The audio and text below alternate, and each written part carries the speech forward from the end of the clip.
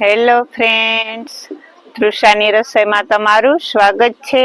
આજે આપણે બનાવીશું કાચી કેરીનું શરબત। જે અત્યારે બહુ ગરમી પડે છે તો એક ગ્લાસ પીવાની મજા પડી જાય તેવું કાચી કેરીનું શરબત બનાવીશું।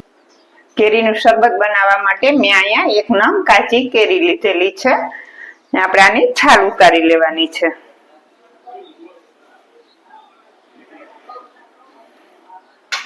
કેરી તમે કોઈ પણ લઈ શકો। અત્યારે મેં કેસર કેરી લીધેલી છે।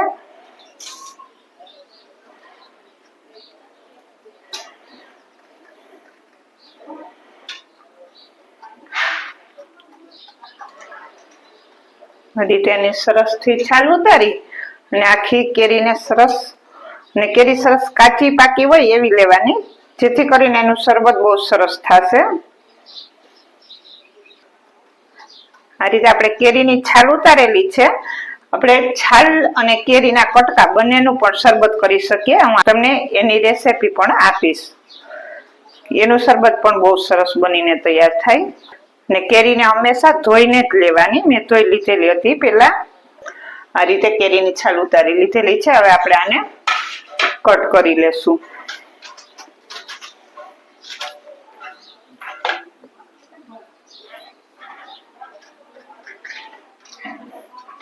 આજની રેસીપી અમે મામાની ઘરે વેકેશન કરવા આવેલા છીએ।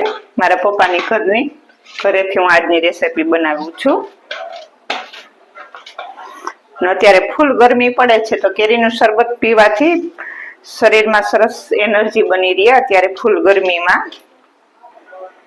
આ રીતે એને નાના મોટા પીસમાં તમે કટ કરી શકો, કેમ કે આપણે આને પછી બાફવાની છે। આ રીતે મેં એના નાના મોટા પીસ કરી લીધેલા છે। આ રીતે મેં એના બધાના પીસ કરી લીધા આખી કેરીના। અને તમે આ શરબતને સ્ટોરેજ પણ કરી શકો। તો સ્ટોરેજ કરવું હોય તો જાજી કેરી લેવાની। હવે આપણે આને બાફી લેશું। હું અહીંયા એક કુકર લઈશ અને તેમાં એક ગ્લાસ પાણી નાખીશ ને જે આપણે આ કેરી કટ કરેલી છે તેમાં ઉમેરી દેશું।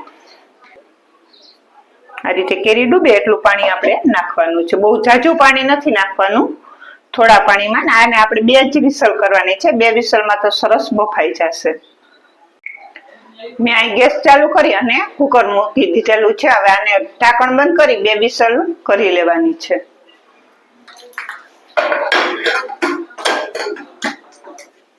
હવે આની 2 વિસલ હું કરી લઈશ। હવે આની 2 વિસલ થઈ ગઈ છે। હું ગેસ ઓફ કરી દઈશ અને થોડુંક ઠંડુ થવા દઈશ। હવે આપણે આને મિક્સર જારમાં લઈ અને ક્રશ કરી લેશું। આપણે જે પલ્પ બનાવેલો છે કેરીનો તે ઉમેરીશું। એમાં 1 ચમચી નિમક, 1 ચમચી વરિયાળી, આખી વરિયાળી, 1 ચમચી સંચર પાવડર અને થોડાક ફુદીનાના પાન। જે બહુ મસ્ત તાજો તાજો ફુદીનો ઘરે વાવેલો છે તે પાન ફુદીનાના મેં લીધેલા છે, આપણે તે ઉમેરીશું।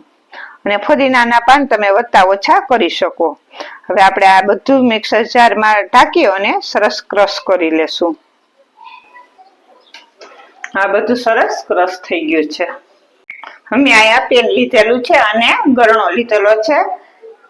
જે આપણે ક્રશ કરેલું છે એને ગાળી લેવાનું છે। હું આને સીધું પેનમાં જ ગાળી લઈશ। સહેજ ગાળી જ લેવાનું, જેથી કરીને એના કોઈ રેસા કે હશે તો એ બધું આમાં રહી જશે। આપણે વરિયાળી પણ ઉમેરેલી છે। જે આપણે જે આ કેરીનો પલ્પ છે એની આરે સાવ ક્રશ નહીં થાય, આ બધું આમાં રહી જશે। આપણે ગેસ ચાલુ કરીને આજે આપણે ને તેમાં હું પોણો કપ ખાંડ ઉમેરીશ। હવે આપણે આને મિક્સ કરી લેશું। ખાંડ તમારે કેરીની ખટાશ જે પ્રમાણે હોય તે પ્રમાણે વધતી ઓછી કરી શકો। આ સરસ બની ગયું છે।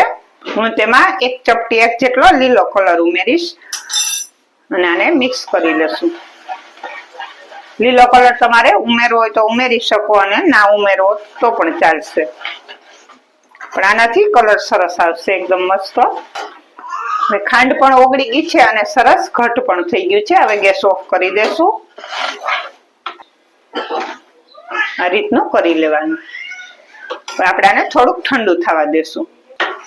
અને અત્યારે તમારે ચેક કરી લેવાનું છે, તમને થોડીક ખટાશ વધારે લાગતી હોય તો તમારે થોડીક ખાંડ ઉમેરી દેવાની, પણ આટલા એક વાટકામાં તો ખટાશ નહીં આવે, સરસ માપે જ થશે બધું.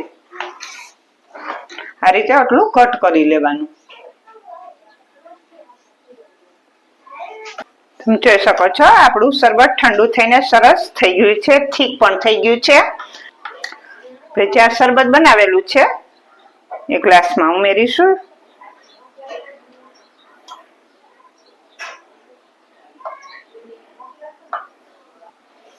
તેમાં હું ઠંડુ પાણી ઉમેરીશ. આપણે એક ચમચો શરબત ઉમેરવાનું છે ને આપણે આને ચમચીની મદદથી સરસ મિક્સ કરી લેશું. ઉપરથી બરફના ટુકડા ઉમેરીશું જેથી કરીને એકદમ ચીલ્ડ સરસ ઠંડુ થઈ જાય. ને ઉપરથી હું ફુદીનાથી ગાર્નિશ કરીશ. સરસ તાજો તાજો ફુદીનો છે. તો તૈયાર છે મસ્ત મજાનું કેરીનું શરબત અને શીરમ, જે આપણે આ આખું વર્ષ ફ્રીજમાં સ્ટોરેજ કરી અને રાખી શકીએ. સ્ટોરેજ કરવા માટે આપણે એરટાઇટ ડબ્બામાં ભરી કે કાચની બરણીમાં, બોટલમાં, ગમે તેમાં ભરી અને આપણે તેને વર્ષ દિવસ સુધી સ્ટોરેજ કરી શકીએ. તો મસ્ત મજાનું શરબત બનીને તૈયાર થઈ ગયું છે. આજની રેસીપી તમને સારી લાગે તો લાઈક, શેર અને સબસ્ક્રાઇબ કરજો. તો અત્યારે ફૂલ ગરમી પડે છે તો આપણે ગમે ત્યારે બનાવીને પી શકીએ તેવું શરબત બનીને તૈયાર થઈ ગયું છે.